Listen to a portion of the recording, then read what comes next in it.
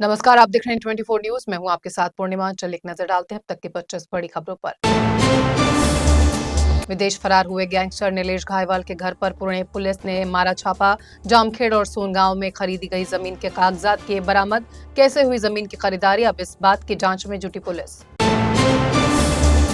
शनिवार को एक मंच पर नजर आएंगे सीएम देवेंद्र फडणवीस और मंच से प्रमुख राज ठाकरे। महेश मांजरेकर की फिल्म के ट्रेलर लॉन्च कार्यक्रम में दोनों नेता होंगे शामिल।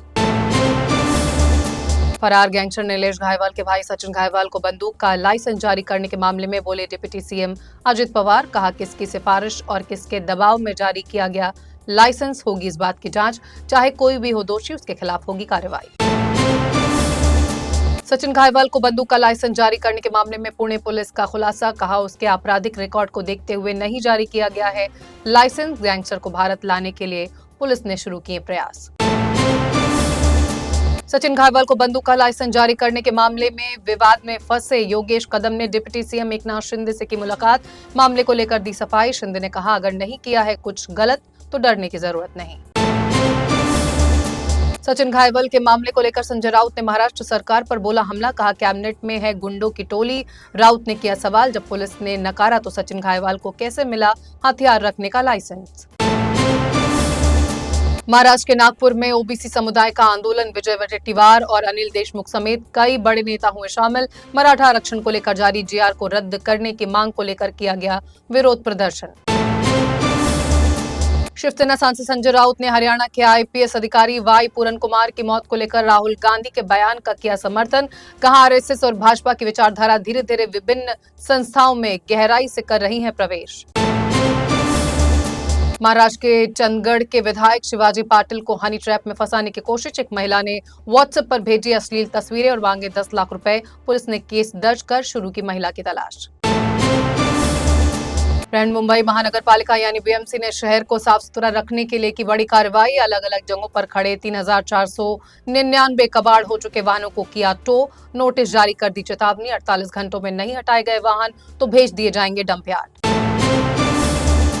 नेताजी शान सिद्दीकी और क्रिकेटर रिंकू सिंह को धमकी देने वाले को लेकर बड़ा खुलासा। आरोपी ने विदेश के एक बड़े व्यापारी को भी भेजा था धमकी भरा ईमेल। मोहम्मद दिलशाद नौशाद ने रिंकू से 5 करोड़ और जिशान से मांगे थे 10 करोड़ रुपए। नवी मुंबई एयरपोर्ट के नामकरण विवाद पर बोले डिप्टी सीएम अजित पवार। कहा, सीएम देवेंद्र फडणवीस ने स्थानीय प्रतिनिधियों से किया संवाद। बिहार के 121 विधानसभा क्षेत्रों में पहले चरण के लिए नामांकन प्रक्रिया आज से शुरू। 17 अक्टूबर तक उम्मीदवार दाखिल कर सकेंगे पर्चा। 20 अक्टूबर है नामांकन वापस लेने की तारीख। नॉर्वेजियन नोबेल समिति ने डोनाल्ड ट्रंप की बजाय मारिया कोरिना मचाडो को नोबेल शांति पुरस्कार 2025 से सम्मानित करने का लिया फैसला। वेनेजुएला के लोगों के लिए लोकतांत्रिक अधिकारों को बढ़ावा देने के उनके अथक कार्य और देश में तानाशाही से लोकतंत्र की ओर न्यायपूर्ण और शांतिपूर्ण संक्रमण हासिल करने के उनके संघर्षों के लिए दिया गया ये पुरस्कार। उत्तर प्रदेश के बांदा में 1 फुट जमीन के लिए रिश्तों का खून। एक छोटे से जमीन के टुकड़े के लिए युवक की हुई हत्या। माँ बाप और भाई बहन ने मिलकर लाठी डंडों से पीटकर उतारा मौत के घाट। बिहार में होने वाले विधानसभा चुनाव को लेकर जारी है सियासी सरगर्मी। जनसुराज पार्टी के संस्थापक प्रशांत किशोर से मिली भोजपुरी एक्टर पवन सिंह की पत्नी ज्योति सिंह लड़ सकती हैं चुनाव। 2 साल बाद इजराइल और हमास के बीच थमी जंग। सीज फायर डील के तहत इजरायली सेनाएं गाजा के कुछ हिस्सों से पीछे हटना हुई शुरू। 10 अक्टूबर को करवा चौथ के मौके पर सोने के दामों में आई गिरावट। 1,20,000 रुपए प्रति 10 ग्राम है सोने की कीमत, जबकि 1,62,000 रुपए प्रति किलो से अधिक पहुंच गया है चांदी का रेट। पद्म विभूषण पंडित छन्नूलाल मिश्रा के निधन के बाद खुलकर सामने आई उनके परिवार की कलह। बेटे और बेटी के बीच विरासत और संपत्ति को लेकर बढ़ा विवाद, जिसके चलते 14 अक्टूबर को 2 अलग अलग जगहों पर होगी दिवंगत छन्नूलाल मिश्रा की 13वीं।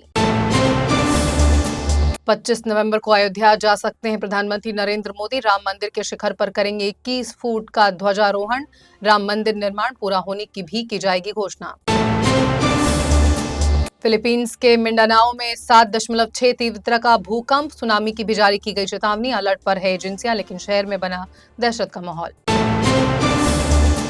अफगानिस्तान के काबुल में हुए धमाके। पाकिस्तान की तरफ से एयर स्ट्राइक किए जाने और टीटीपी चीफ के मारे जाने का किया गया दावा। तालिबान सरकार ने कहा नहीं हुआ है कोई नुकसान।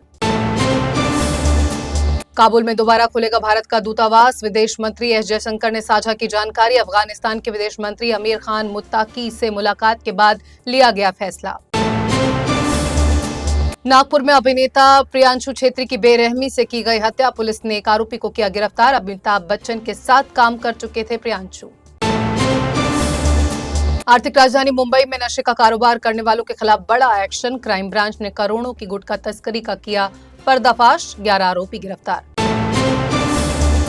तो 25 बड़ी खबरों में फिलहाल बस इतना ही। देश दुनिया की तमाम खबरों से अपडेट रहने के लिए आप जुड़े रहिए 24 न्यूज के साथ। मुझे दीजिए इजाजत। नमस्कार।